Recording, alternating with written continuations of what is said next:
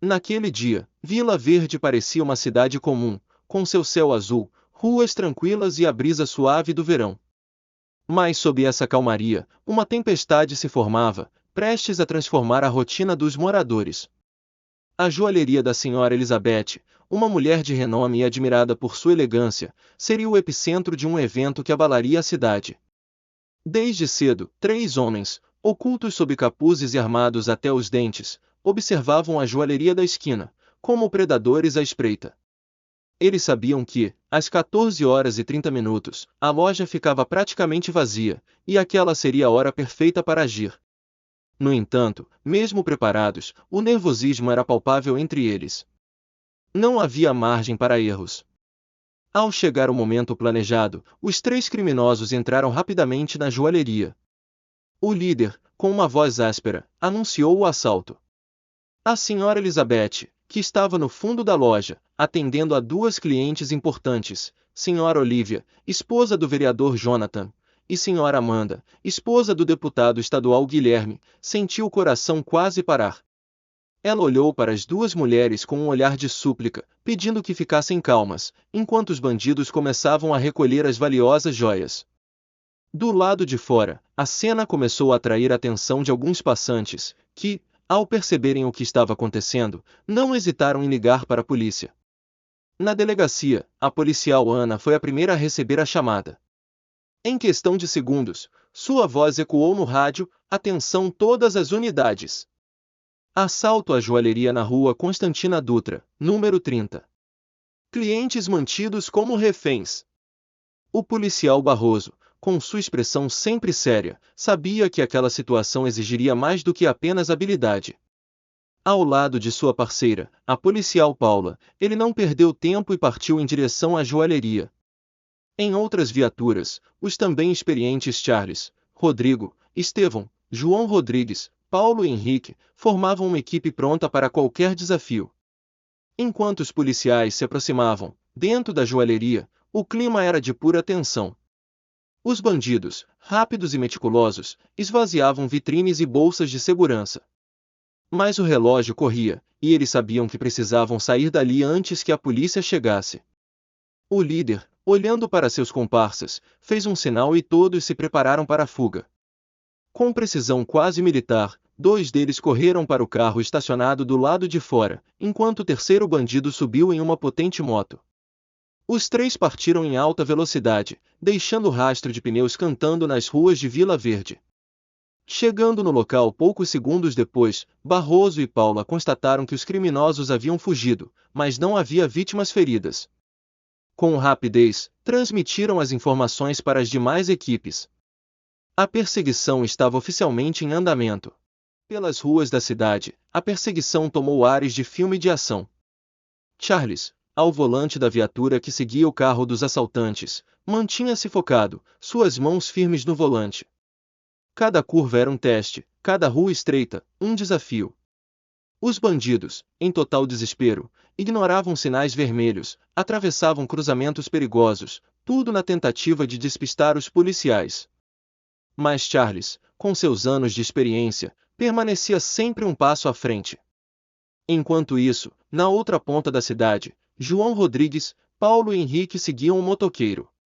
A perseguição de moto era ainda mais intensa, com o bandido zigue-zagueando entre os carros, tentando ganhar distância. Mas os policiais, determinados, não desistiam. Cada manobra era acompanhada de perto, cada rua, uma oportunidade para encurralar o suspeito. O ápice da perseguição chegou quando o carro dos assaltantes entrou em uma rua sem saída. Sem opções, os bandidos abandonaram o veículo e tentaram fugir a pé. Mas Charles e sua equipe, agindo rapidamente, os alcançaram em questão de segundos. Um dos bandidos tentou resistir, mas foi rapidamente imobilizado e algemado. Simultaneamente, o motoqueiro, em sua fuga desesperada, entrou em uma estrada secundária pouco movimentada. João Rodrigues, Paulo e Henrique sabiam que aquele era o momento decisivo. Com precisão, eles cercaram o bandido, que, ao tentar uma manobra arriscada, perdeu o controle e caiu. Antes que pudesse se levantar, os policiais já estavam sobre ele, algemando-o e garantindo que a justiça fosse feita.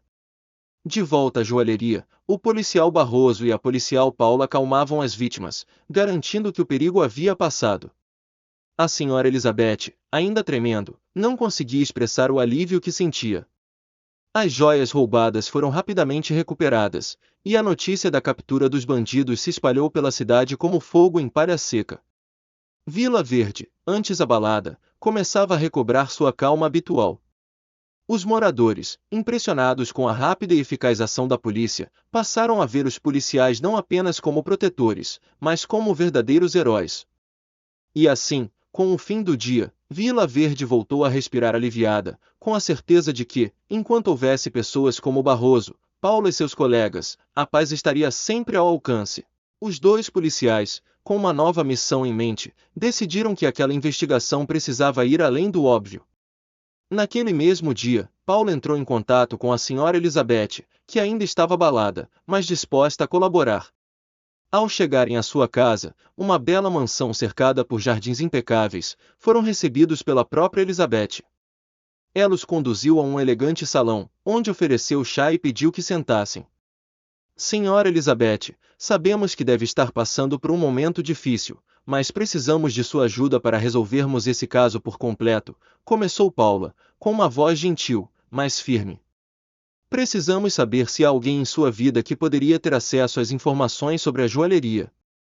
Alguém que soubesse dos horários, do estoque de joias, e que talvez estivesse por trás desse assalto. Elizabeth, visivelmente desconfortável, pensou por um momento antes de responder. Eu, não sei. Tenho muitos clientes influentes, e confesso que nunca imaginei que alguém poderia me trair dessa forma. Mas agora que mencionam, houve um novo cliente que começou a frequentar a joalheria há cerca de um mês. Ele sempre comprava peças caras, mas era muito reservado. Seu nome é Fernando Vilar, e ele me disse que era um investidor do setor imobiliário. Não tenho certeza se ele pode estar envolvido, mas sua atitude sempre me pareceu diferente. Barroso e Paula trocaram um olhar significativo. O nome era novo para eles, mas parecia ser um bom ponto de partida. Agradecendo à senhora Elizabeth pela informação, os dois voltaram à delegacia com um novo foco em mente. No quartel-general da polícia, Barroso e Paula começaram a investigar Fernando Vilar. Usando seus contatos e recursos, descobriram que Vilar, na verdade, tinha um passado obscuro. Anteriormente envolvido em fraudes financeiras e suspeito de ligação com o crime organizado, ele havia mudado para Vila Verde há alguns meses, tentando passar despercebido. Mas algo em seu histórico indicava que ele não estava ali apenas para investir em imóveis. Ele tem todas as características de alguém que poderia planejar um assalto como esse, disse Paula, analisando o dossiê que conseguiram reunir. Precisamos vigiá-lo de perto, mas sem levantar suspeitas. Ele pode ter mais cúmplices. Com isso, uma operação de vigilância foi organizada.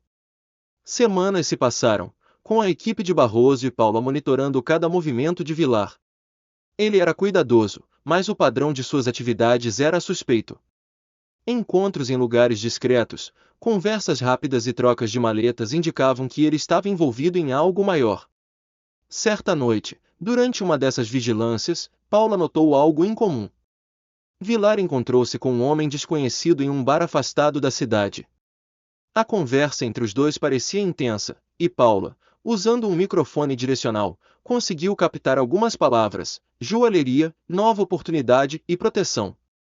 A confirmação de que Vilar estava planejando outro golpe surgiu clara como o dia. No dia seguinte, Barroso e Paula relataram suas descobertas ao chefe da delegacia, que autorizou uma operação mais direta. Decidiram que a melhor abordagem seria uma armadilha. Usando informações falsas, espalharam boatos de que uma nova remessa de joias valiosas chegaria à joalheria da senhora Elizabeth na semana seguinte.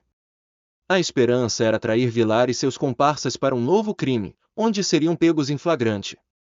Enquanto os preparativos para a operação avançavam, Barroso e Paula permaneciam atentos a qualquer movimento de Vilar. Na noite anterior ao dia planejado, Vilar foi visto em uma reunião com vários homens, todos com o perfil de criminosos. A polícia sabia que o ataque estava prestes a ocorrer. Na manhã seguinte, com tudo pronto, Barroso, Paula e uma equipe de elite da polícia se posicionaram discretamente ao redor da joalheria. O plano era esperar até que Vilar e seus cúmplices entrassem em ação para então cercá-los. A tensão no ar era palpável. Cada minuto parecia uma eternidade enquanto esperavam o movimento dos criminosos. Por volta das 14h30, exatamente no horário do primeiro assalto, 3 veículos se aproximaram lentamente da joalheria. Vilar saiu do carro principal, seguido por seus homens, e com passos decididos, dirigiu-se à entrada. Eles mal sabiam que a loja estava sendo vigiada por todos os ângulos. Assim que cruzaram a porta, a equipe de Barroso entrou em ação. Em uma coreografia perfeita, os policiais se moveram rapidamente, bloqueando todas as saídas. Vilar e seus homens, pegos de surpresa, tentaram resistir, mas foram rapidamente dominados. Em poucos minutos, todos estavam algemados e sob custódia. Com os criminosos sob controle, Barroso e Paula finalmente puderam relaxar. Vilar, agora percebendo que seu plano havia falhado, olhou para Barroso e disse, com um sorriso amargo: "Você é bom, policial.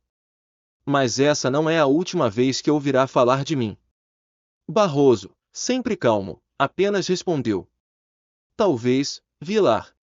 Mas por enquanto, Vila Verde está segura de você." Nos dias que se seguiram, a operação foi celebrada como um grande sucesso pela comunidade de Vila Verde. A senhora Elizabeth, aliviada, fez questão de agradecer pessoalmente a Barroso, Paula e toda a equipe policial pelo empenho e coragem. O caso de Fernando Vilar e sua tentativa de novo assalto tornou-se uma história amplamente conhecida na cidade, reforçando ainda mais a reputação dos policiais locais. Mas, para Barroso e Paula, a vitória era apenas mais um dia no trabalho. Sabiam que, em uma cidade como Vila Verde, onde a tranquilidade era uma marca registrada, sempre haveria aqueles que tentariam perturbar essa paz. E era seu dever garantir que essas tentativas falhassem. O sol ainda brilhava sobre as ruas da cidade, e enquanto a vida seguia, os policiais se mantinham vigilantes, prontos para enfrentar qualquer novo desafio que surgisse. E assim, Vila Verde, com sua beleza serena e moradores amigáveis, continuou a ser um símbolo de segurança e paz, protegida por aqueles que, em momentos de crise, mostravam sua verdadeira coragem e determinação.